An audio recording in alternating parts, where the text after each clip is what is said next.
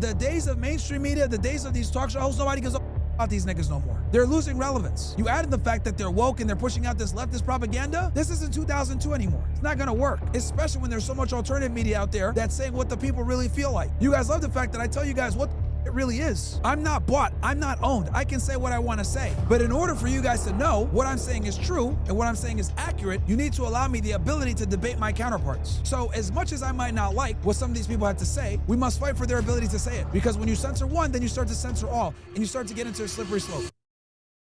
I made a tweet about this after Jimmy Kimmel got canceled, okay? And this is how I'm gonna respond to this situation and my thoughts on this, okay? Every conservative needs to read this. We're furious, and we damn well should be. One of ours was gunned down in cold blood. Rest in peace, Charlie. Despite our differences, we stood as one, fiercely defending Charlie and striking back with unrelenting force. In this moment of raw anger and emotion, let's keep two things crystal clear. Number one, we are not the violent ones. We're leagues above the brain-dead leftists who resort to bloodshed because their absurd ideology of pushing 99 genders and pretending women are equals collapses under the slightest scrutiny. They need bullets because their ideas can't survive a debate. Number two, we've always stood for free speech, rising above the temptation to silence our enemies no matter how much they provoke us. That second point is non-negotiable. We've been censored, deplatformed, and thrown in jail for speaking truth. But we don't sink to the left's pathetic level using violence or censorship to shut them down. We're better than that.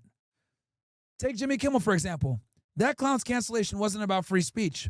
It was about his abysmal performance, tanking ratings, and TV networks slashing costs on late-night morons that haven't been relevant in decades. Here's the truth. We don't need to censor our enemies. They're already imploding under the weight of their own failures.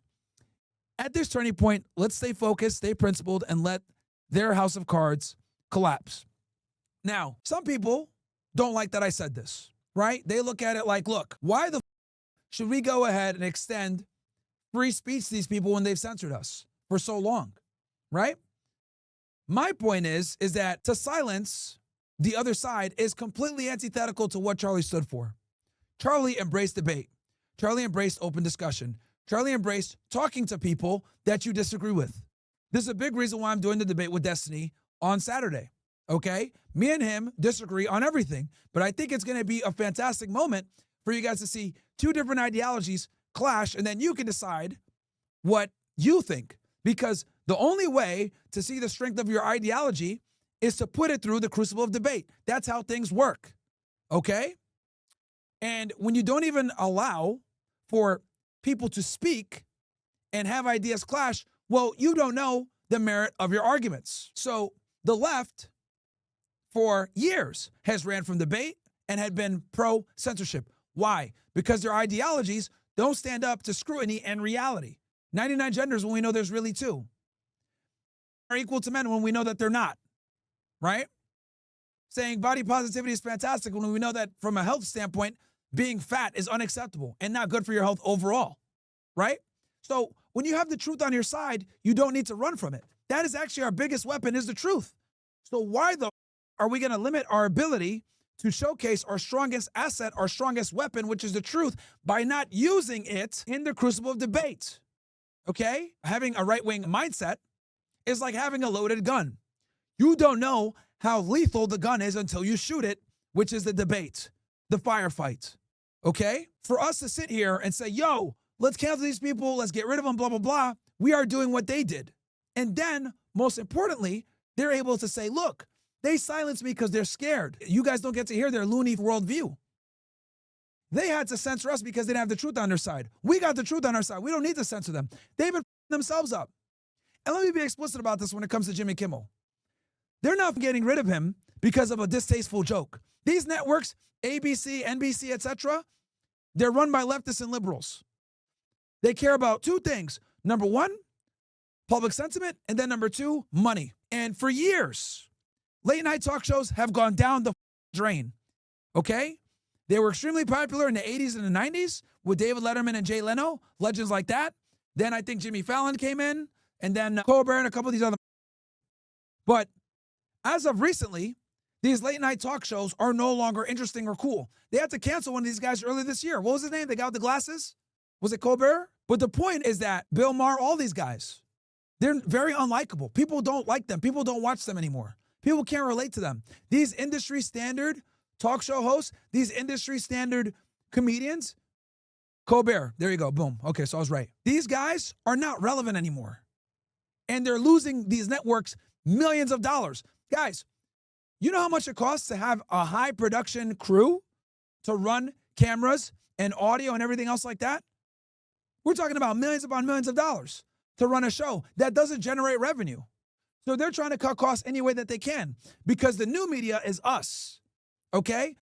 Like me, sitting in my room here, talking to y'all, giving you guys the raw stuff where you guys can interact with me, where you guys see that it's raw, you guys know that it's authentic. I had a real job before this shit, right? You guys get to directly influence the show and get to interact with me. That is the new media now. The days of mainstream media, the days of these talk show hosts, nobody gives a about these niggas no more. They're losing relevance. And you added the fact that they're woke and they're pushing out this leftist propaganda. This isn't 2002 anymore. It's not going to work. Especially when there's so much alternative media out there that's saying what the people really feel like. You guys love the fact that I tell you guys what the it really is. I'm not bought. I'm not owned. I can say what I want to say. But in order for you guys to know what I'm saying is true and what I'm saying is accurate, you need to allow me the ability to debate my counterparts. So as much as I might not like what some of these people have to say, we must fight for their ability to say it. Because when you censor one, then you start to censor all, and you start to get into a slippery slope. Okay? I don't think what Jimmy Kimmel said was that bad. Honestly. It was distasteful, it was rude, it was disrespectful. But in the grand scheme of things, seeing what these other sick are doing, dancing and, doing all this horrible stuff, making fun of Charlie's death, I don't think that was that bad compared to these other idiots. It was still rude and disrespectful, but it's not as bad as these other morons. But again, I don't think that they got rid of him because he was disrespectful. They got rid of him because his TV show sucks, and they need an excuse to get rid of him, just like Colbert. Now that we've addressed the freedom of speech issue, now that we've talked about Jimmy Kimmel not getting canceled because of speech, rather his show sucks, and as a lot of these left-wing nighttime show guys suck, let's talk about people getting canceled and losing their jobs, right? Now, let me be clear about this. You guys know where I stand with Charlie. Me and him disagree on Israel. We had some discussions. He was supposed to come on the show. Other than Israel, I love Charlie Kirk. I think, we agree on almost everything besides the whole Israel situation. But I do think in general, he was an extremely net positive for America. I think he was great to getting the young people out there to vote. And I respect the man and his legacy. And I've been very, vocal about, going after people that are disrespecting his name, etc. Right? I do think it's important to understand that there are parameters here. Okay? And Charlie would agree with me on this, God rest his soul. Debate is important, even when it's offensive. Okay? Now, these people that were celebrating Charlie's death, right? And, dancing and recording videos, all this other stuff. So, I said, yeah, good. Some of you guys should get fired. Right? And some people said, well, Myron, you're a hypocrite. Because aren't you a free speech person? I am a free speech person. I am. But I also understand that your speech has a limit if it endangers others. Let me explain what I mean by this. If you're a doctor, a nurse, a police officer, someone who is of public trust, you are held to a significantly higher standard than everyone else. Okay? I don't think it's appropriate for you as a medical professional where lives are literally in your hands to be posting on TikTok that you're happy that someone was violently gunned down in front of his family. Because what you're basically insinuating is your political views dictate whether you deserve to die or not. That's a problem. Now, it's one thing if you're a doctor and a lawyer or whatever it may be, and you're saying, I didn't care about Charlie Kirk, I'm glad he's dead. And you say that maybe in front of your friends, family, whatever. You're a sick individual, but fine. You have a right and a freedom of speech to express your feelings. But I also think that you putting it out there on the internet for others to see as you celebrate and showboast the death of a man, a family man, that did nothing to you besides having a different political opinion to you, that shows a wild lack of respect, of humanity, and you're in a position of trust to society. So your freedom of speech is going to be impeded to a degree based on the fact that the public trusts you. And if you're going to go ahead and post that bullshit on the internet, we also have to understand that the internet is powerful, okay? And human beings are human beings. So there's a reason why social media platforms make the like buttons and they make the engagement in a certain way, because whenever you get a notification or you get comments on your stuff, it triggers a certain dopamine hit in your brain. where you're like, oh, I like this, I want more of it. So what ends up happening is we saw a couple of sick individuals post celebrating that Charlie Kirk was tragically assassinated. Instead of them getting shit on and saying, oh, let me stop doing this because they got shamed, what ended up happening was more and more people started posting it. Did you guys notice that the disrespectful videos started increasing? Right? They went viral and they started increasing and people started doing more. So what ended up happening was you got people perpetuating this mindset of not only did a person get tragically murdered, violently murdered for a political view, now we're going to celebrate it and we're going to spread it all across the internet. Guess what that is? That's incitement to violence. Okay? That's incitement to violence because now it's getting spread on a grand scale. And since it's getting spread on a grand scale, it might embolden someone to do it again. Some of you might say, Myron, what do you mean by that? We don't agree with you. That's not true. What do you mean it's going to embolden them? Oh, really? Let's fast forward to the beginning of this year, late last year. Some guy named Luigi walks up, shoots a healthcare guy, a CEO, in the back of the head multiple times, kills him in cold blood after stalking him. Normal people condemned it. Why'd you kill him? But a bunch of crazy and leftists, what did they do? Yeah, finally, someone's talking about this problem of health insurance in America. He became a legend. He went ahead and garnered $1 million plus on his GoFundMe. Women are lining up outside of his court hearings to see him.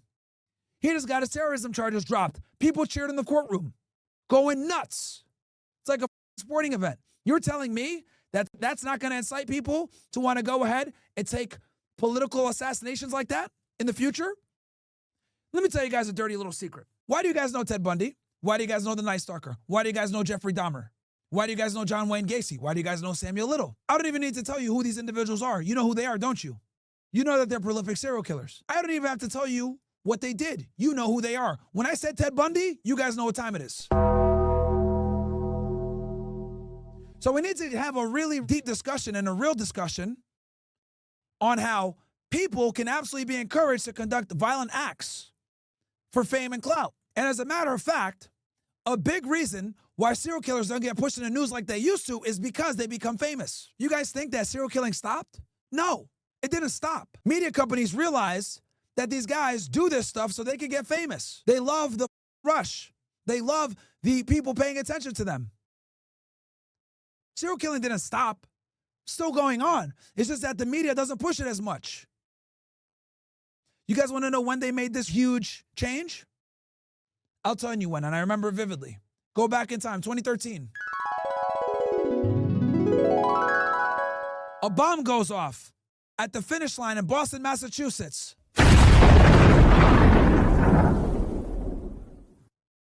After several days of investigation, the FBI and Boston Police Department and Massachusetts State Police identify the two bombers, Dzhokhar Tsarnaev and his brother Tamerlan Tsarnaev, the Boston Marathon bombers. After the brother was killed in a chase with the police, Dzhokhar was caught by the cops. After he was caught by the cops, I'll never forget this. Rolling Stone put out a magazine cover with Tsarnaev on the cover, and I'll show it to you real fast so you guys know what I'm talking about here. Right here, right? You guys remember this? This was the turning point. Because after they published this, the Rolling Stone got a lot of heat. And media companies ever since stopped making these guys rock stars. It started in the serial killer era in 1970s, and then it went and stopped for a bit in 2013 after they published this stuff with Rolling Stone. So the media basically was told, yo, you got to stop making these guys look cool. Right? Because now they're becoming famous and immortalized. That all went out the window with Luigi Mangione. So why am I telling you guys all this? I'm telling you guys this to understand that when you have people on the internet inciting violence, and some of them become famous for doing said violence, it's going to encourage others to do said violence. Okay? And we had the most recent example of this with Luigi Mangione. And he's a rock star till now. He gets thousands of letters from women. Okay? Thousands of letters. And if Karen Reed got found guilty, she would have been another one that would have been a rock star. So I think there's a big difference between freedom of speech and inciting violence. and especially inciting violence if you're an individual in a public trust position. Unfortunately, since you have public trust, you don't have the same level of freedom of speech as others, unfortunately. I'm all for the First Amendment. I'm all for freedom of speech. But if you're going to be a doctor responsible for saving someone's life, and you're over here cheering for someone dying because they have different political views than you, I would argue that's a threat to all of us. That's a threat to everybody. And this goes the other way around too. Let me be clear about this, okay? If it was a conservative that was excited because let's say those 2 Democrats got killed in the Midwest, and he was a doctor, he should be held accountable too. This is not just a crazy leftist problem. If we got violent conservatives that are over here celebrating the death of Democrats, that's a problem as well. We need these people to be as unbiased as possible when it comes to doing their job. Cops, doctors, EMTs, etc. All right? That's what it is. So yes, your freedom of speech becomes impeded once you become a public servant and you have public trust. You owe that to the society. When I was an agent, guys, you guys want to know something funny? When I was an agent, I didn't follow politics whatsoever. Number 1, the Hatch Act, so it didn't matter. Number 2, it doesn't benefit you to be involved in politics and be a federal agent. If anything, it only hurts you. I didn't vote. I didn't give a when I was an agent. I just did my job and stayed away from politics. It's actually better to stay out of politics when you're involved in these jobs, if I'm being honest with you guys. So again, I want to be clear about this. It's a slippery slope, and we want to make sure that we're not censoring people on the left because of their political views and go and become just like them. Our views can stand the crucible of debate. Theirs can't. Don't give them the opportunity to make an excuse to say, look, they're not letting us talk. We don't censor them. But at the same time, these people that are in positions of power or positions of trust celebrating the death of someone because of their political views, yeah, I don't feel sorry for them losing their jobs. You want to privately celebrate with your family? Fine. But putting it on TikTok and putting it on the internet, that just shows a gross lack of regard, and it shows that you have no common sense and you're an idiot. Anyway, let me know what you guys think. If you guys agree, disagree. I don't think that canceling people for speech is good. I think it sets a very bad precedent. But Jimmy Kimmel is not no free speech martyr at all. I agree with Piers Morgan on that. He's not at all. His show just sucks, and they're making it look that way, that he got banned because of free speech. But reality is, he got banned because he sucks.